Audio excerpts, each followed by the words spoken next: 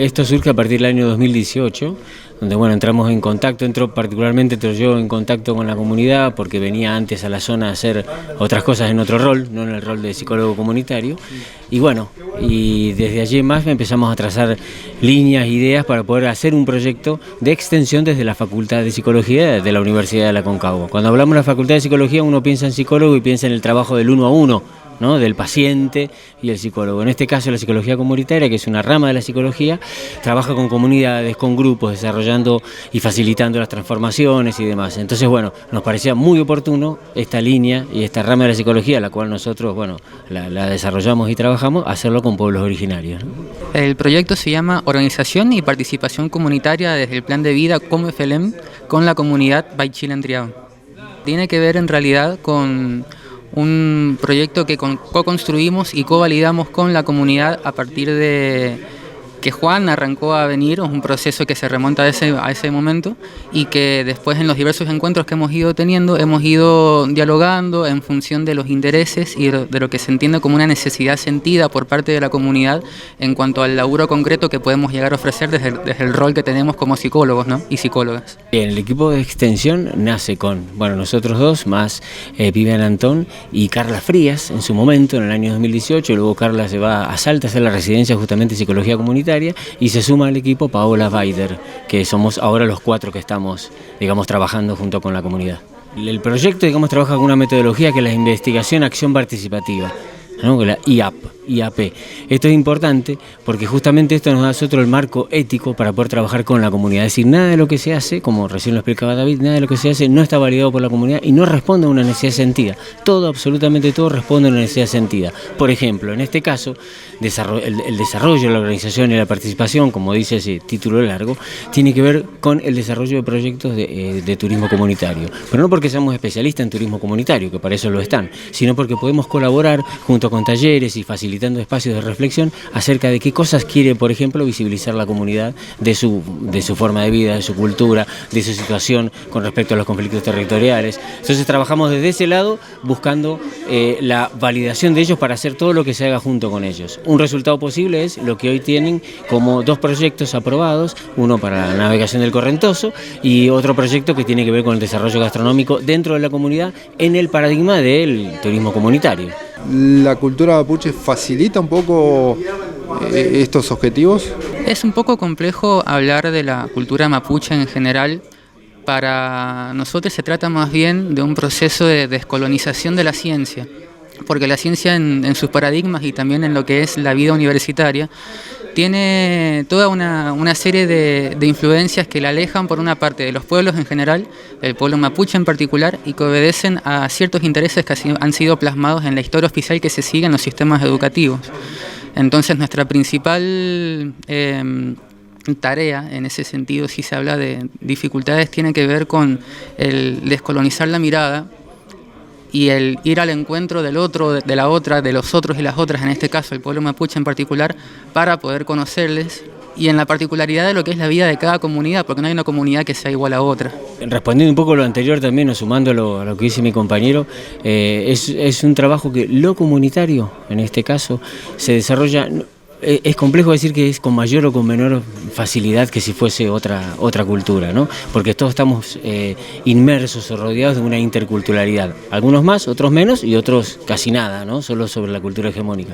Entonces está muy difícil decir que es extremadamente diferente. Pero sí hay algunas diferencias, porque la tendencia es hacia lo comunitario, ¿no? Entonces, más allá de los matices que le pueda poner cada uno y la matriz cultural que tenga uno. Pero la tendencia sí es hacia lo comunitario. Los resultados hasta ahora, sí, evidentemente. Nosotros este proyecto que acabamos de nombrar va cerrando o ya está sobre los finales para comenzar otro en donde se expande hacia la zonal por el nivel de familiarización que pudimos lograr con la comunidad. ¿Qué quiere decir esto? Que no solo estamos hablando del LOF Baichil Antriao, sino que ampliamos a poder trabajar con la zonal, Quintupuray, Quintrinqueo, Los Fomelo. Entonces, los resultados son esos, que el nivel de familiarización y lo óptimo que se ha podido lograr, hace que los demás LOF también puedan participar en esto y quieran, ¿no? ¿Por qué justamente esta comunidad y no otra comunidad quizás más cercana a la zona de Cuyo, por ejemplo? Qué buena pregunta, porque también nos la hacen desde la facultad. ¿Por qué se van allá?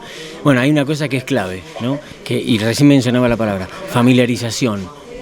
Si nosotros no tenemos, ¿qué queremos decir con eso? Un mínimo nivel de familiarización, es decir, de conocimiento, que nos conozcan, que ellos a nosotros, nosotros a ellos, no podemos hacer nada y nadie pide nada, porque uno llegaría como un paracaidista a un lugar.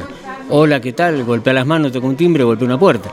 En realidad ya había, o empezó a haber desde el 2018, en realidad antes yo venía a la zona, un nivel de familiarización, en donde uno puede empezar a explicar algunas ideas, del otro lado hay eco en esas ideas y se puede empezar a construir algo, ¿no? Si no hay eso, no hay nada. Entonces, gracias a ese nivel de familiarización, se pudo hacer acá. Si lo hubiese habido con otra comunidad en algún otro lugar de Mendoza o del país, bueno, hubiésemos movido hacia allá. Hay una cosa también interna nuestra, que el tema de viajar, andar y estar en otros lugares también moviliza, ¿no? Eso es más personal. Pero tiene que ver fundamentalmente con que hay un nivel de familiarización. Si no nos conocemos, tanto de un lado como del otro, nosotros técnicamente decimos agentes internos, la comunidad, agentes externos nosotros, si no se conocen no hay posibilidad de encuentro. Entonces, como había un mínimo nivel, ahí largamos. Ese es el porqué. ¿Por qué se involucran, no? ¿Qué es lo que hace para que ustedes tengan esa necesidad de involucrarse, de quizás empezar a articular en esta oportunidad con el pueblo mapuche? Y acá voy a hablar desde lo particular y también algunas cosas que en general compartimos con el equipo. Fundamentalmente se trata de un compromiso a nivel político con el desarrollo de sociedades más justas, con respecto también a lo que es la ampliación de derechos, la protección de los derechos humanos, el desarrollo comunitario en este caso particular, y también con intereses que se juegan desde cada equipo y desde cada persona. En nuestro caso, por ejemplo, a mí el trabajo con la comunidad Paichila Entreado me ha llevado a desarrollar una mirada diferente sobre lo que es mi propia historia familiar también como indígena, y a autorreconocerme y a preguntarme por la historia de mi familia y de mi pueblo. Entonces, en la interacción y en el proceso de cada quien se van dando transformaciones, es dialéctico, y en ese sentido también es muy rico destacar que no se trata simplemente de una sola dirección en donde se da el aporte, sino que cada viaje que nosotros y nosotras tenemos y venimos para acá, nos vamos exponencialmente enriquecidos y enriquecidas, y tratamos de que sea una correspondencia entre lo que aportamos y también lo que sentimos cuando nos vamos. Desde lo personal, vinculo mi andar y estar en la naturaleza desde muy joven, ¿no? Desde siempre, y realizando otras acciones como guía de montaña. Entonces mi vínculo con la naturaleza es de toda la vida, y tiene que ver con esto también, que puedo unir esta pasión por la psicología comunitaria junto con el compromiso, ¿no? A veces uno, se puede entusiasmar un año, unos meses en hacer algo, pero cuando uno lo desarrolla durante muchos años, eso ya es compromiso, ¿no? Y es lo que nos moviliza. Teniendo en cuenta que ustedes vienen trabajando ya hace varios años con la comunidad Paichila Entreado, en este contexto de estigmatización que hay del pueblo mapuche, de demonización también, ¿consideran ustedes que la lucha del pueblo mapuche es una lucha egoísta? ¡Qué pregunta! Claro que no, claro que no.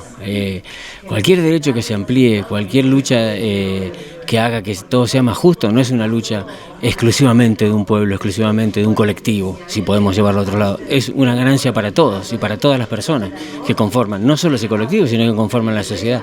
De ninguna manera podría ser individualista, desde ese punto de vista. Desde lo que nos contaron en su momento que significa love, hablar de love, que para nosotros y nosotras fue revolucionario con respecto al concepto que elaboramos, que es comunidad, la relación entre las personas, los nehuenes, la tierra, la biodiversidad. No hay manera de entenderlo como egoísta, porque la lucha de los pueblos originarios se alinea completamente con la lucha por la protección de la vida en general y del planeta que todos y todas habitamos. Muchas de sus reivindicaciones, su proceso de vida en territorio y la acción de protegerlo para protegerse y proteger a todo lo demás no tiene cabida para mí como algo egoísta, no.